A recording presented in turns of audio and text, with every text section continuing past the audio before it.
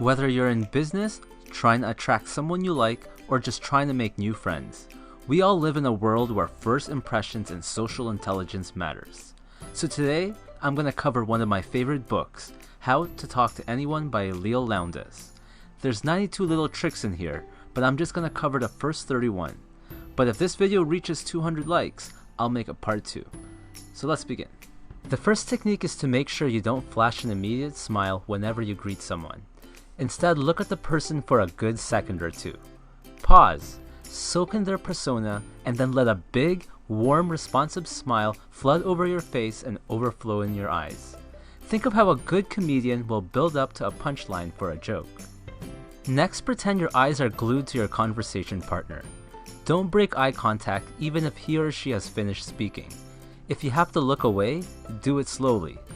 But as a side note, Leo warns the men to lower the intensity level when using this on other men. Now in a group setting, watch your target partner even when someone else is talking. If this is too intense, then keep your eyes on the speaker, but every time the speaker finishes a point, let your glance bounce to your target. This technique makes your target feel like you care about his or her reaction. Next is about posture. Every time you walk through a doorway, picture an iron jaw bit hanging from the frame just slightly above your head, and imagine taking a bite out of it. This should help you straighten your posture. Practice this in your home throughout the day. For the next technique, consider giving a warm smile, your full attention, and the total body turn to everyone you meet, as if a cute baby just crawled up to your feet. Or similarly, imagine the person is like your old best friend who you haven't seen in ages. Number 7 is about not fidgeting and keeping hand motions below your head. Many believe that one of the big reasons that Richard Nixon lost to JF Kennedy in the 1960 presidential elections is because he kept fidgeting and mopping his eyebrows on live television. Technique 8 is about making it a habit to pay attention to the little things. Are they smiling? Looking away? Rubbing their neck? Is their feet pointing towards the door? You don't have to be a body language expert to pick up on what they may be thinking.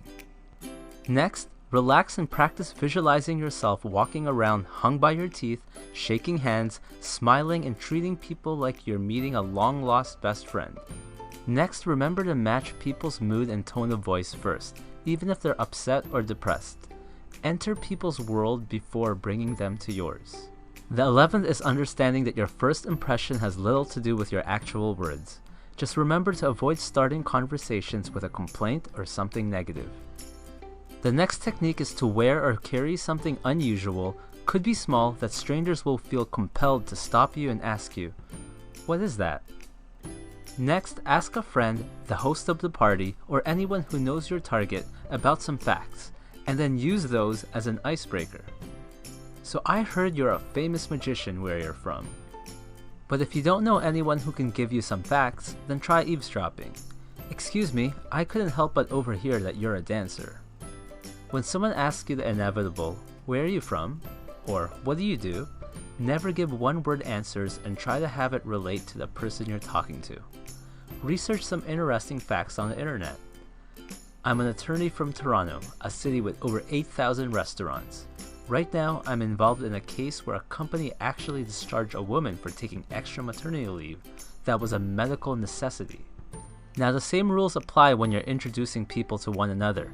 Just remember, if you're uncomfortable mentioning someone's job, then mention their hobby or some accomplishment. Next, when in conversation, pay attention to word clues that hint to your target's preferred topic. Then when possible, start talking about that topic. Some people might seem shy, quiet, or bored, but talk about a topic they like and they might not shut up. The next one was inspired by Brian Tracy. He says to picture a spotlight. In sales, if the spotlight is focusing on the product, it's not interesting to the prospect. But if the spotlight is focused on the prospect, they make the sale. So when it comes to people, let the conversation and spotlight be mainly focused on them. The next technique can help you never be left speechless again by simply repeating the last few words your conversation partner says and turning it into a question. This puts the ball back on their court. Guess what? I just started playing Pokemon Go. Pokemon Go? The word encore, which the audience sometimes shouts at the end of a good performance, means they want another one. So recall a good story someone in a group setting with you has told you, and then tell the group, tell them about the time you got struck by lightning and survived. This shines the spotlight on them by requesting a repeat performance. When first meeting someone, avoid any stories about yourself that would potentially be looked down upon. Later in the relationship, telling a new friend that you got caught stealing or have been married 3 times will probably be no big deal. Next, if you're ever afraid of going to some social event because you'll have nothing to say, then simply go watch or read about the latest news. The 24th is about never asking people the question, what do you do?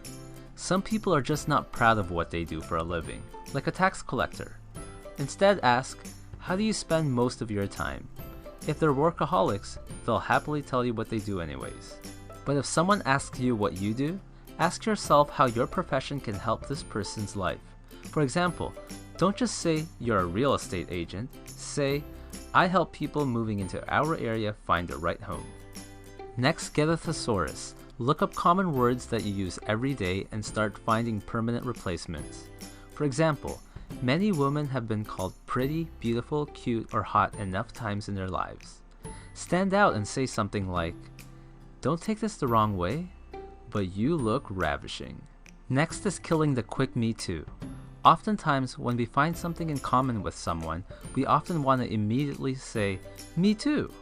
But Leal says to let the person keep talking and just keep asking questions while hinting you're knowledgeable about the topic for a while. When you finally do tell them, they might be shocked. Then you just flatter them by saying something like, I was just enjoying hearing you talk. I was afraid you'd stop me if I told you. This creates a much bigger impact. As much as possible, incorporate the word you in your sentences. Instead of asking, where's the closest restaurant? Ask, can you tell me where's the closest restaurant? Interestingly, therapists calculate that inmates of mental institutions say I and me 12 times more than residents of the outside world. Next, don't flash everyone with the same smile. When meeting groups of people, give a distinct smile to each person, and if one person in the group is more important to you than others, then reserve an especially big, special smile, perhaps using the one from technique number 1.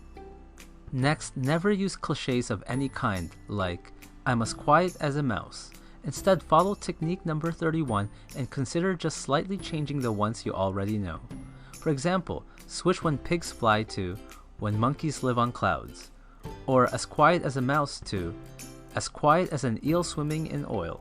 Instead of sure as death and taxes, try as certain as beach traffic in July. Now, because I'm approaching 1,000 subscribers, I just want to thank every single one of you. And as a gift for watching this whole video, I'm randomly giving a copy of this book to anyone who subscribed and joined my mailing list. You'll get access to exclusive contents and gifts, my free ebook, a chance to win future drawings, and much, much more. So as usual, choose A, B, or C, or D. Hope my pants fall down.